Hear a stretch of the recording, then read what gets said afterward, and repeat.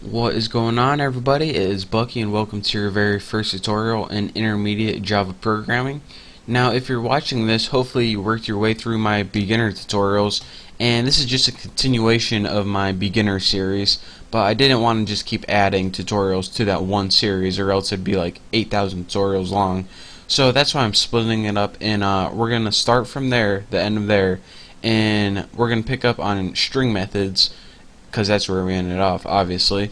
And that's what we're going to be going over today. So if you don't know anything that I'm teaching today, I would highly recommend you going to my beginner series, and I'll put a link to those series on the right hand side, or actually I'd probably be too lazy to do that, so you just got to go find them on my homepage or something.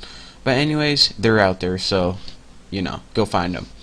So now that we got all the basics covered with strings, we want to go over some things, and what I want to teach you in this tutorial is some cool methods that they're called start with and end with, and they pretty much do exactly like they say. They allow you to loop through an array, or even just look at one string if you want, but that's kind of worthless. And what they allow you to do is pick out all the words that begin with certain letters. So let's go ahead and make a string array, and we'll just name it words. Why? Because it's just gonna have a bunch of words in it, and I'm gonna name it funk. Let's see, chunk. Let's see what else will work for this tutorial. Furry. And I normally say that you can create your own words, but use the words that I'm using because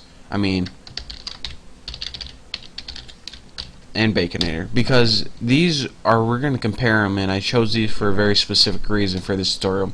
So copy them just like I did. So now we have an array of 4 words: funk, chunk, furry, and Baconator, and they're stored in an array called words. So let's go ahead and first use the starts with method, and here's how you do this.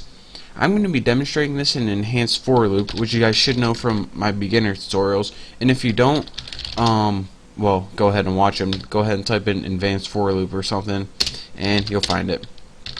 So I'm going to loop through the words array and store each of those variables in the variable w. So now what do we want to do?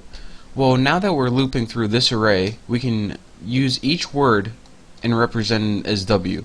So now we can use that method. Let's go ahead and make a little if.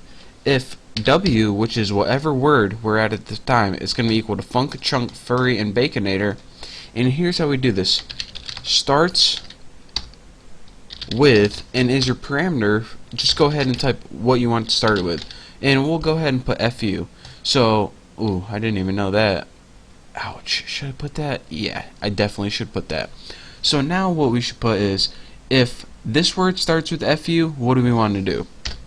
Let's go ahead and system out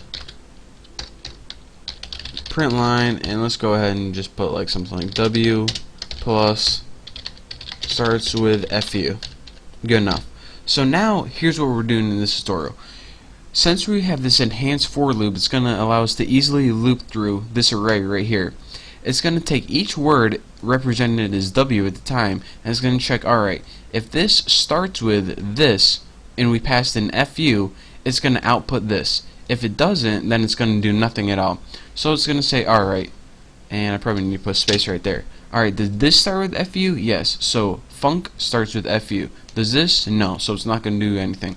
Does furry start with fu? Yes. So furry starts with fu. And Baconator, of course, that doesn't. So it's not going to do anything. So let me go ahead and run this, and now you can see it visually. Now you guys know that I'm not lying to you, and that's actually what it did.